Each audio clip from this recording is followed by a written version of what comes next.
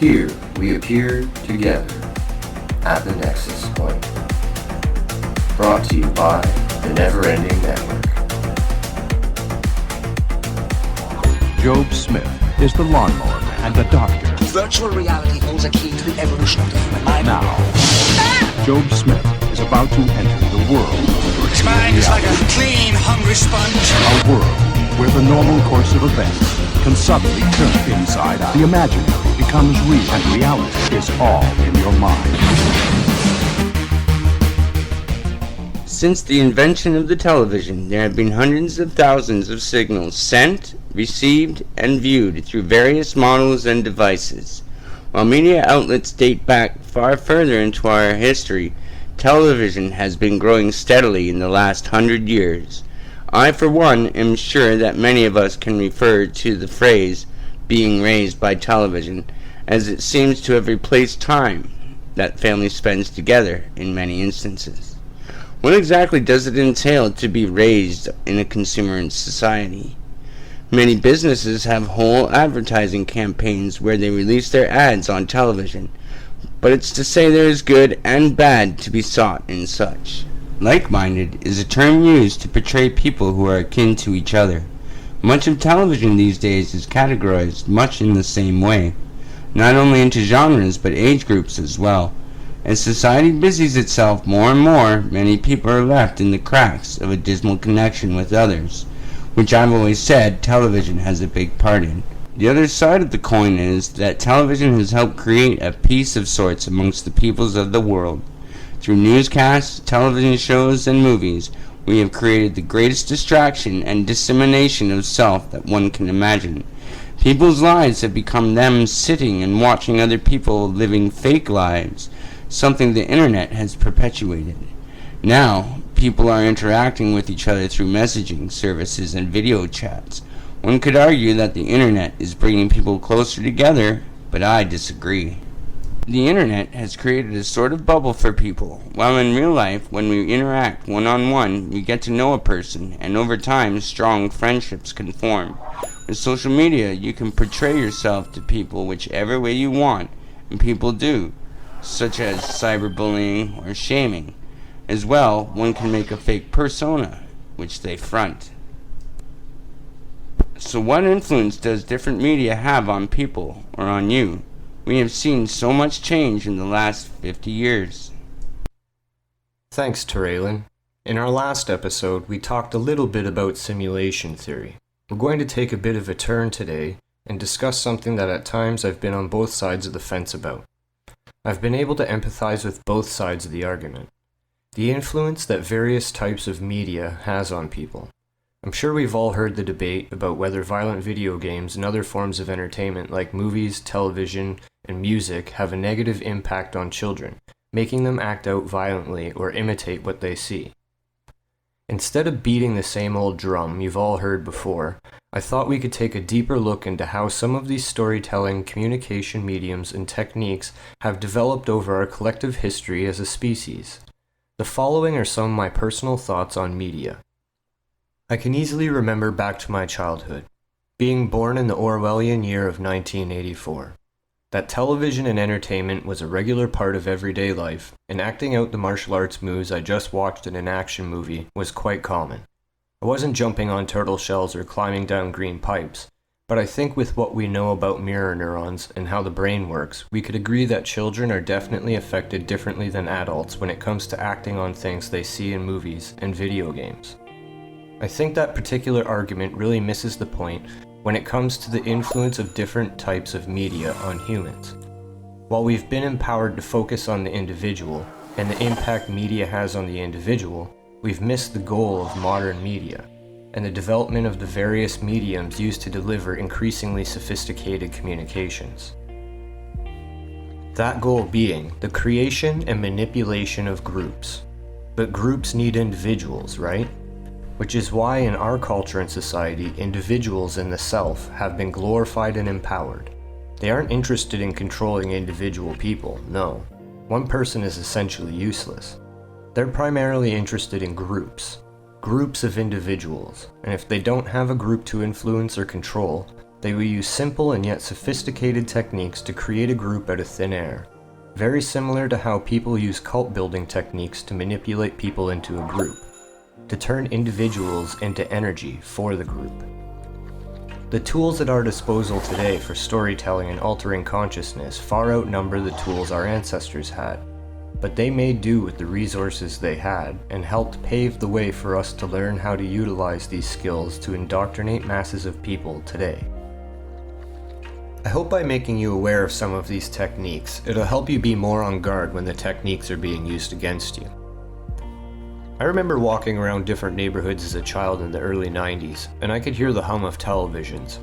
Even if the television was muted, I could tell that the household had a television on.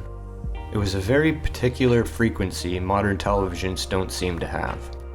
Perhaps that hum and frequency aren't required anymore, after generations of television use, indoctrination, and entrainment, or maybe it was just a byproduct of the materials, transistors, and tubes used. Or was it done on purpose? I mean, the byproduct of those materials could have produced a high-pitched, unpleasant sound instead of the somewhat comforting, warm, and welcoming hum old television sets seem to have. It gets you thinking, maybe even researching patents and methods used in production, and why they chose to do things the way they did. I mean, they wouldn't intentionally use televisions to brainwash people, would they? Who is they, anyway? Who knows? A simple definition of media is the means of communication, which covers a vast array of ways to communicate. Media are the communication outlets or tools used to store and deliver information or data. The term medium is the singular form of media, and is defined as one of the means or channels of general communication, information, or entertainment in a society. Entertainment in a society. Keep that in mind as we proceed. A lot can be learned by sitting around a campfire, entranced by the darkness and dancing flames, while drumming or other music accompanies stories being told. I believe early on in our development as a species, maybe even before we matured a common language, that one of the interesting things we would have an undying urge to communicate are the memorable dreams we have, since they can be so bizarre and emotionally charged. And very similarly, during the very first psychedelic experiences, when early peoples were trying out different food sources and stumbled upon psychoactive plants and fungi along the way, especially the commonly known magic mushrooms, which grow in many climates and continents, and have been around for as long as we know. They have played an enormous role in forming and informing our relationship to the world around us. The theories postulated by the late Terence McKenna, I think, are very close to how we developed as a species. Some people call it the stoned ape hypothesis, but I don't know if I like that particular description. But it stands to reason that something along those lines seems plausible. It's not like they had laws against consuming psychedelics, or even understood what was happening. For all intents and purposes, it was food, when there probably wasn't much else to eat. Trying to communicate the repetitive audio hallucinations you heard after eating some psychedelic mushrooms could have led to the first drumming. Trying to communicate a psychedelic experience with a limited vocabulary would ultimately lead to an interesting use of the common objects around you to try and imitate your subjective experience while you were hallucinating. In other words, you may have heard a constant clicking sound and then used a branch to hit a certain tree, creating a sound that resembles what you heard to share your experience. Many tribes and ancient cultures around the world are known for using psychoactive substances in their rituals to achieve certain states of consciousness, and likewise, many of the projects associated with MKUltra also utilize the use of psychoactive substances, and using the repetition of phrases or words to reprogram human subjects, essentially experimenting on humans to determine the best ways to influence and manipulate them. Much of the information gathered in the research projects associated with MKUltra ended up being the backbone of our modern entertainment industry. A lot of the techniques and methods of tribal peoples, along with the work of people like Dr. Milton H. Erickson, further gave secret government projects like MKUltra information to work from, and a place to start researching the impacts of these techniques on human subjects. Media is communication, plain and simple. From pointing at things or making bodily movements to grunts and groans to verbal communication to the most sophisticated methods of communication today. From supposed cavemen and Neanderthal to the modern human, media has existed for as long as one individual has tried to communicate with another individual or individuals. The medium we choose to communicate those thoughts or feelings has evolved greatly over time, but fundamentally speaking, our modern media's evolution, as sophisticated as it seems, has its deepest roots set in our very distant past, and not necessarily just in the things we're discovering today. The things we're discovering today in regards to manipulating people unfairly wouldn't even be possible without refining the techniques and methods of influence and control uncovered by our ancestors. This could also have led to the early beginnings of secret societies, and groups of individuals who understood different mediums of communication and kept that knowledge to themselves, passing it on to very select individuals throughout history. Shaman and tribal medicine men, historically speaking, were said to be able to communicate with the spirit world, and were held in high regard, and had a special status within the community. Regardless of whether or not a spirit world exists, or they were actually communicating with spirits, it's still further evidence that specializing in communication has always had its benefits. People who are better communicators will always have an easier time getting people to do what they want, or to see things the way they want them to be seen, even against their will, as demonstrated by Darren Brown in his television show titled Assassin, which was an experiment performed by Darren Brown to see if he could get an unwitting subject to assassinate someone against their better judgment and character, by using hypnotic techniques said to have been used in the assassination of John F. Kennedy. I find the statement made by many hypnotists that someone cannot be forced to do something against their will or morals using hypnotic techniques is a complete fabrication and a huge lie.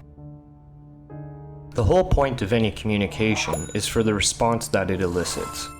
In other words, we communicate to get a response or reaction. So if you don't like the response you're getting, change your communication and the media and medium you are using, and you'll get a different response, right? It's worth a try. This is one of the things I don't think people understand about hypnosis and communication in general. These hypnotic techniques and methods aren't set in stone. They don't and won't work with everyone all the time. That doesn't mean hypnosis is useless or doesn't work. You just have to adjust and calibrate your communications based on several factors, if you're going to be effective. You have to be paying intimate attention to your subject or subjects, and be able to read all of their verbal and nonverbal communications. This is where most people go wrong with hypnosis or neuro-linguistic programming. They don't know themselves well enough to notice what certain cues mean in other people. You have to know thyself really well to be able to be a good hypnotist or communicator in general, for that matter. Margaret Mead and Gregory Bateson made a short documentary film around the mid-1930s called Trance and Dance in Bali, where a mixture of storytelling, dance, meditation, and various other interesting methods of achieving altered states of consciousness was used to achieve different goals or to install different ideas and teachings within the individual and group as a whole. The nature of the behavior exhibited by some of the participants, which included eating glass or fire until they were brought out of the trance by a shaman, indicated to Margaret and Gregory that hypnosis may help explain some of the phenomena they witnessed in Indonesia, and were known to exchange views with legendary hypnotist Dr. Milton H. Erickson, which by his own accord was able to accomplish amazing results with clients in all walks of life using what is commonly known as conversational hypnosis. How this is all related to our modern era of media is simple. It all deals with altered states of consciousness while instilling or installing information to participants by using stories, dancing, rhythmic drumming, dancing flames, meditation, and other methods we'll cover later. Right before our eyes, flashing lights, which have been thoroughly researched and found to induce certain states of consciousness when the flicker rate is adjusted just right, and music with particular beats per minute, played in a particular manner, can induce various trance-like states. Next time you're up late, Turn on your TV, pick any channel, turn off all the lights, face away from the TV, and pay attention to every time the lighting changes. It's almost hypnotic by itself. Research and application of techniques like that, coupled with the abuse of our natural word system, social media have forever changed our brain chemistry by giving us little dopamine hits for meaningless things, like a reward every 4 hours on your phone games to keep you hooked playing, and a pay-to-play system that takes advantage of your neurochemistry, offering you deals on coins, gems, or something else after just losing a match or round, meaningless likes, hearts, or comments, or watching advertisements you couldn't care less about just so you could play that much longer. A complete system that is predicated on milking the user for everything they have, time-wise, financially, and neurochemically, all while disguised as entertainment. The same goes for Hollywood, coincidentally named after the same wood sought after by druids to make their magic wands. Hollywood has been using the visual and audio mediums to cast spells of illusion since its inception. People always love a good story, and Hollywood has perfected the craft, going through tireless effort to determine the perfect amount of time between shots and scene changes, when to have music, how loud it should be, what kind of music. They've had people hooked up to all sorts of different machines to gauge their physical and emotional responses to music, television, movies, you name it. Not to mention the various types of research that the CIA conducted in MKUltra projects and sub-projects and other similar government projects on mind control, especially research done where electrodes were implanted into human subjects. And we won't even get into the unscrupulous research that the Nazi scientists conducted on human subjects. My point is, the storytellers of our age are equipped with some of the best knowledge and techniques to influence and control large masses of the world's population. Is it any wonder why these clandestine groups have been pouring endless amounts of money and research to develop the means to essentially control the minds of people by using whatever means necessary? Religion has certainly been perfecting the craft far longer than our governments, jungle shaman and modern techno wizards, but we'll have to save that rabbit hole for another broadcast. Sure, a violent video game isn't going to make you run into the street and commit violent crimes. That isn't my argument. Could that happen? Sure. Does it desensitize us to violence? Yes. Is it a good replacement for the brutal violence our ancestors lived through and witnessed? It might be. The argument of violent video games and movies influencing the youth to be more violent, I think, completely misses the mark, and the true intended purpose of the techniques used to deploy information in our modern media. Even print media, with its catchy headlines, bold and large print, with semantically dense words used to draw attention and intrigue. We're all trying to communicate our truths to each other, and I guess we're all working every day to better communicate those truths, and on the face of it, that doesn't seem like a bad thing. But when these sophisticated techniques are used to manipulate people unfairly, I think we all have a problem with that. No one likes to be manipulated unfairly, against their best interests. No one likes to be lied to, misinformed, led astray, controlled, or distracted. Like the story of the frog boiling, incrementally we are being programmed into a particular way of life. Generation after generation, they see what sticks with the youth into adulthood, and they keep adjusting the entertainment we receive until it fits the worldview they wish to impose. If they feel like too many people are rejecting a certain idea, they'll attack it from a different angle, in a different medium of entertainment. Maybe not a movie, but music, geared at a different age group. And now they have artificial intelligence and self-learning algorithms to crunch data faster than any human. They program it to go in a certain direction, and it goes in that direction. They tell it which posts to label fake news, and it does it. No human interaction necessary. So what happens when those types of AI are set to tasks bigger than just posts on Facebook? There are all sorts of these artificial intelligence, machine learning entities being used running wild all over the internet already. Did you even notice while that happened? We didn't see much of that on the news, did we? So while yes, I do believe that all forms of media and entertainment have a direct influence on individuals, I believe that the true power they have come from the influence they have on groups of people. I think that's why individuals creating art that influences many people is one of the keys to fixing the state of the world. It's my opinion that art shapes and creates our society and cultural norms. Art is the programming language for creating and destroying societies and cultural norms. I also believe that true art is and has been suppressed and manipulated in such a way by those in power positions that their personal versions of society and culture they deem fit is being programmed onto the masses without anyone realizing it. Only certain movies make the cut. Only certain songs make the cut. You have to dress a certain way, talk a certain way, believe certain things, or bring up taboo topics in your art, or it won't get approved by the gatekeepers and will never be seen.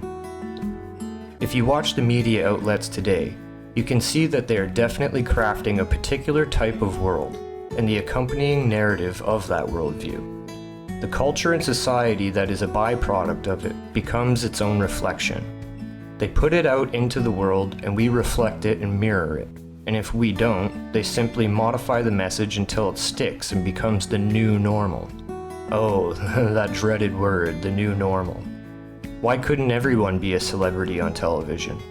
Everyone has a story to tell, right? We all have things we'd like to share. The individual has cleverly been given a false sense of power when in actuality it is only the group that has the power. But only by making the individual feel like they have power does that power begin to transfer onto the group. The power of the group comes from the individuals associating with it. They, individually, give it a life it wouldn't normally have.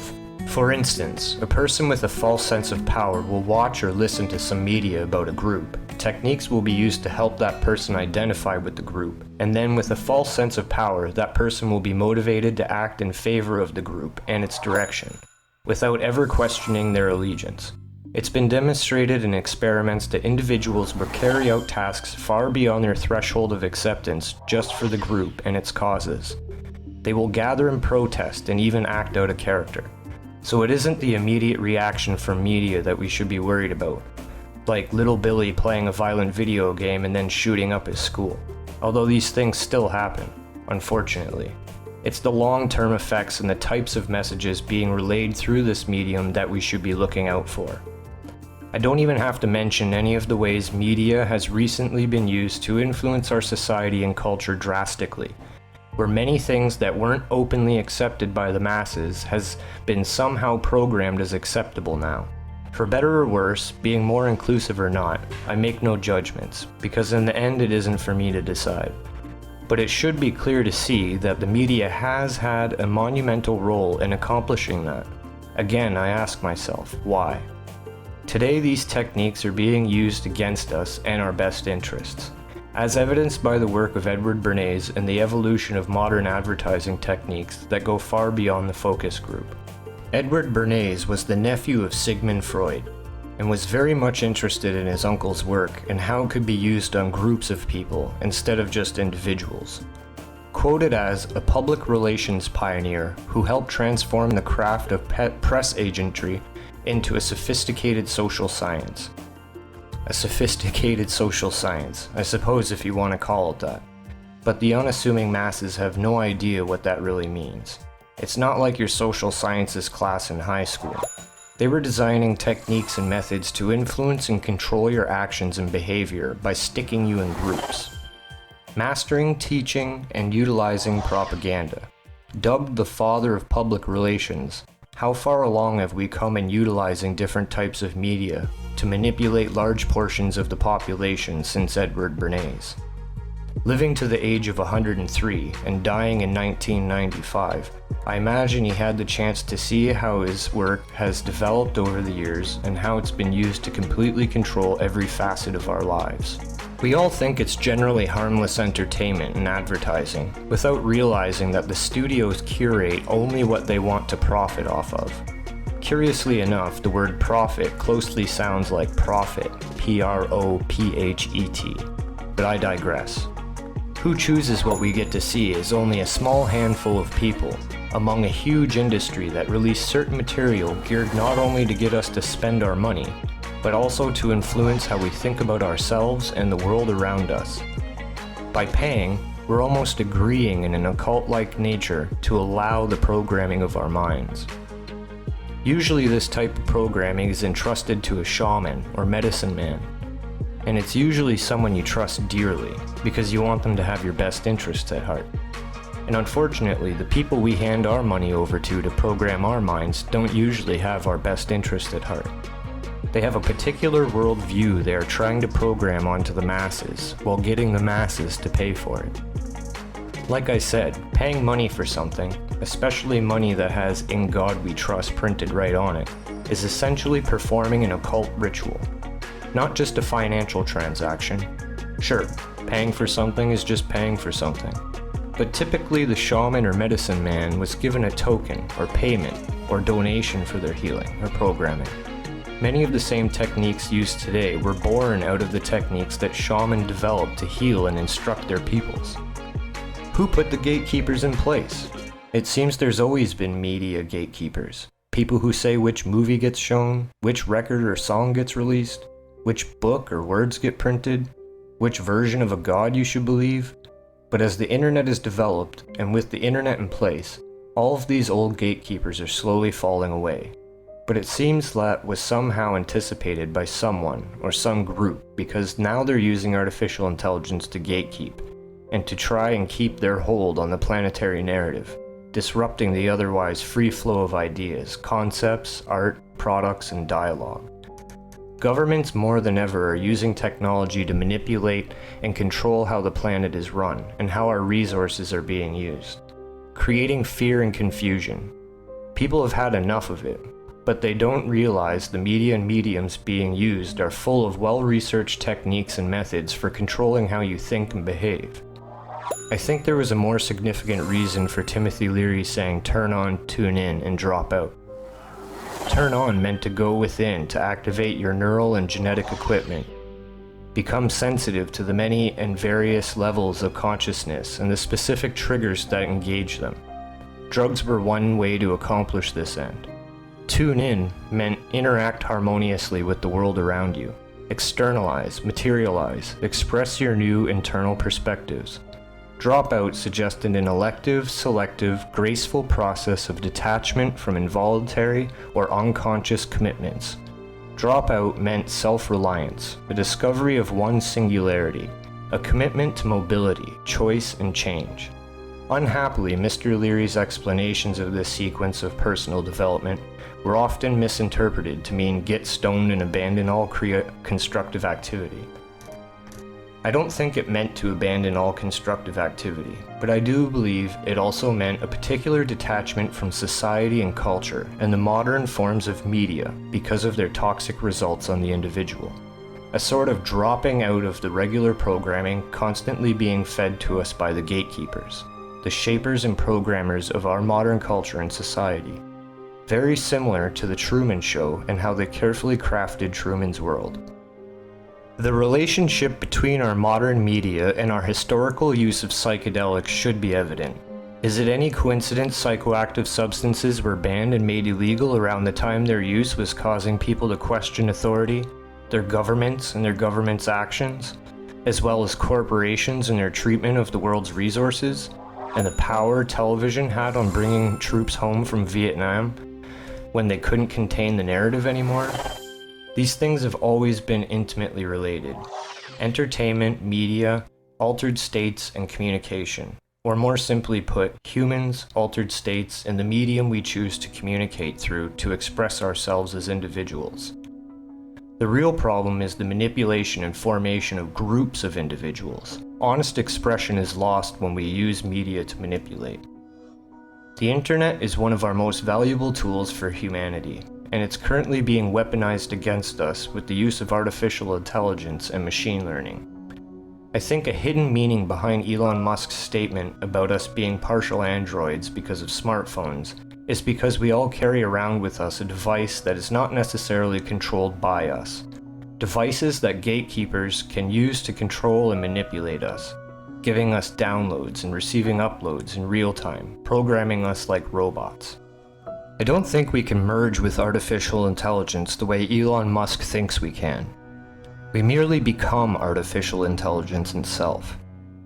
Essentially, we become machines. Machines do not become more human. Humans will become more like programmable machines. Either way you slice it, as individuals, we lose all of our power and identity as a human being, and we're much more easily controlled and programmed once that takes place.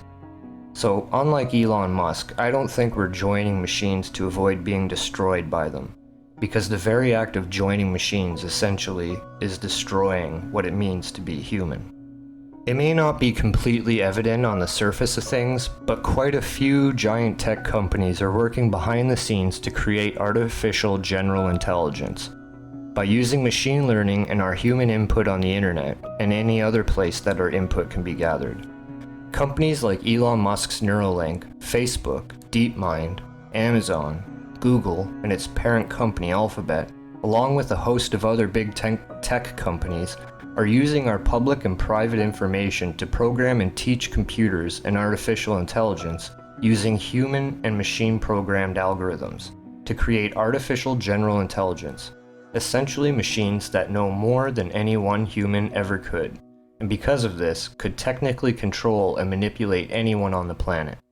I know it sounds way out there and unrealistic, and they're really good at hiding the negative impact by propping up all the apparent benefits it will usher in, like music played directly inside your head, or the eradication of certain neurological diseases, which is amazing when you think about it, until you realize the other implications of such advances.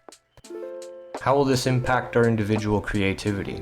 How easily will we be programmed? And how exactly does free will play into all of this? Being a proficient communicator throughout history would have had untold benefits. And I'm not just talking about being able to communicate to your fellow humans. I'm talking about if you were able to communicate to a bear or lion that it didn't want to attack you, and then you'd get to live another day.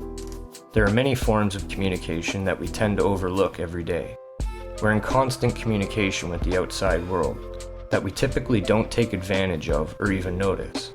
Our unconscious mind takes care of moderating our body temperature, our heartbeat, and many other environmental conditions that require a balance. A constant feedback loop of information, communication, and interpretation to help us operate efficiently as a human being. The problem today is the same problem we had in yesteryears long gone.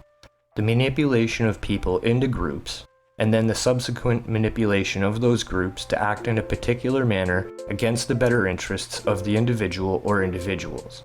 Divide and conquer. This works especially well when no one knows exactly where or from who the directives, plans, and ideas of the group come from.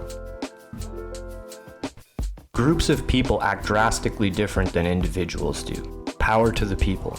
Recognize the groups in your life and the places you put your energy and emotions, the entertainment you consume, and the way you conduct yourself when part of a group. Now more than ever are we being unfairly manipulated by particular political parties, corporations, militaries, the news, and all forms of entertainment. The more people that join the internet and turn away from the traditional media sources and become part of the planetary dialogue, the harder it is for the gatekeepers to continue controlling and manipulating the groups it creates or infiltrates. I'm David Allen Neron from the Never Ending Network. I wish you all well, freedom is everything, and love is all the rest. I look forward to seeing you all in episode 3 of the Nexus Point podcast.